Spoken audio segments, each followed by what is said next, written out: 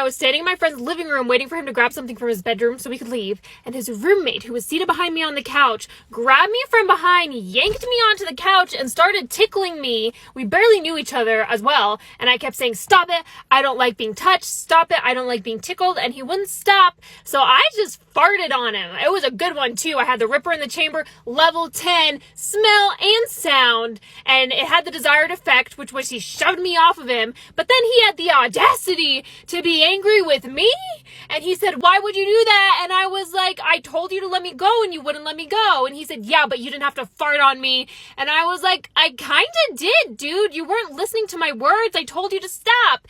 And he said, "I was just playing, calm down." And I said, "Okay, even if you're just playing, even if you think you're a great guy and you don't have malicious intentions, that does not give you the right to touch somebody without their consent. If she's saying stop, you have to stop."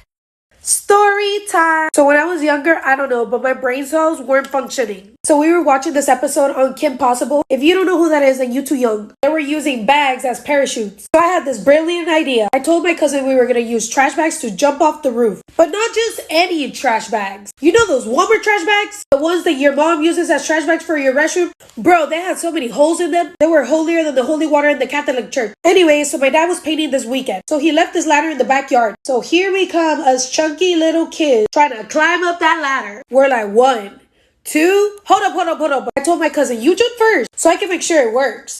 Poor little child. He's like, "That's a great idea." So he jumps. His big old head goes black. The trash bag just lands on his head. I didn't even care. I jumped and landed right on top of him too. The end. I was 14, I got my very first cavity, and I went in to get it filled, and my dentist gave me laughing gas, and surprise, laughing gas makes me laugh a lot.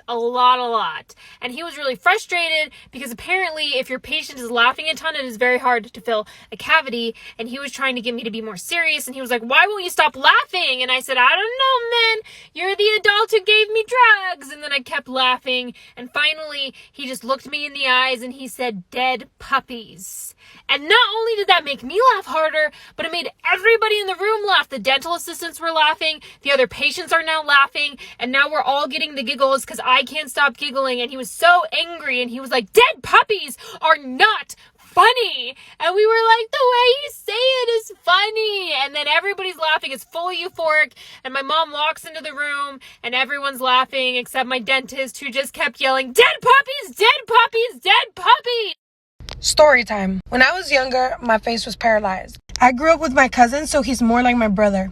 So as younger siblings, you gotta make them suffer. Bruh, we would bully each other all the time. So he always has something to say. Then this morning, he was like, "Why your face so lopsided?" I was like, "Bro, if you don't shut up, I know you ain't talking with your big old head and your edges don't meet." Then he's like, "Nah, for real though. Your face is lopsided. Why your eye bigger than the other?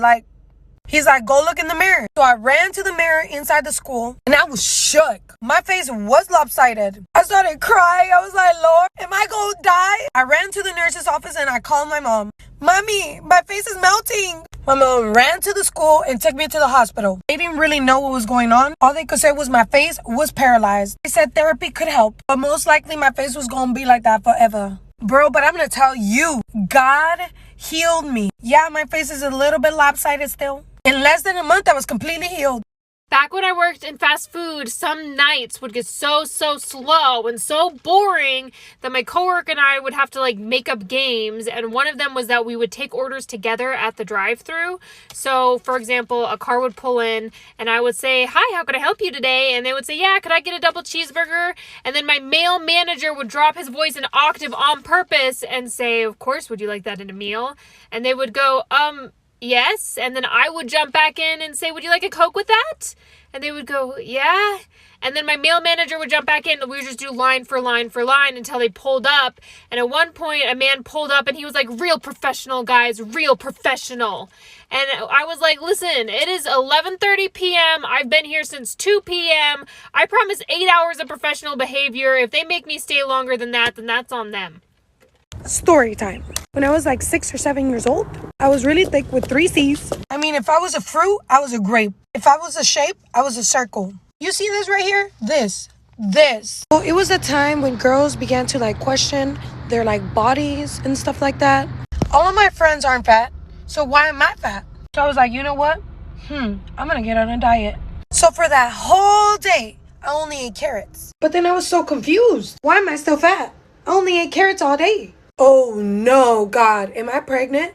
My mom had a pregnancy test in her bathroom. So guess what I did? I struggled to open that pregnancy test up. I was so scared for my life. I knew for sure I was pregnant because there was no other way that I could be fat and not be pregnant. I took the pregnancy test and waited. To my relief, it said negative. I went to my mom, cried because I was like, Mom, I think I'm pregnant, but I think this pregnancy test doesn't work. I'm so fat, I must be pregnant. She's like, nah, you ain't pregnant. You just eat too much. My most horrifying date that I have been on was when this super cute guy took me to a Mexican restaurant, and he knew everybody who worked there. Seemed like a little bit of a flex. He was like, hey, knew all their names, and I ordered lemon water, like a basic, and he said, oh, you didn't want horchata? And I said, no, what is horchata? And he said, you've never had horchata? And I was like, no, and he said, you have to try the horchata, and I was like, that's okay, I'm good with my lemon water, and he said, no, you have to try it. When mine comes, you'll try it. And so his horchata came, and I was drinking it, and he was staring at me as I was drinking it, and I thought, oh, I have to put on a show. He is super into the cinnamon milk. And then he said, do you like it? And with the horchata still in my mouth, I said, yeah, it's really good, but I hadn't swallowed the horchata, so it just backwashed into his cup. One day when I was 8, I was playing Roblox, and I was playing that game where it's like a tycoon but you make a house. I forgot the name. But keep in mind I was fairly new and I had recently gotten hacked at that time and they deleted my progress in that game. So I had just finished the house the second time, and this was way before the new chat update in Roblox where you can see the text like way further away. So in these houses there is a basement with a bedroom and a bathroom. And I always kept my front door and slider locked in that game. But I was in the kitchen and saw those chat bubbles that were just the 3 dots. I ran downstairs immediately and saw in the bathroom a girl and a dude dressed as Shrek, one on the toilet, and they were both, So yeah, that scarred me for life.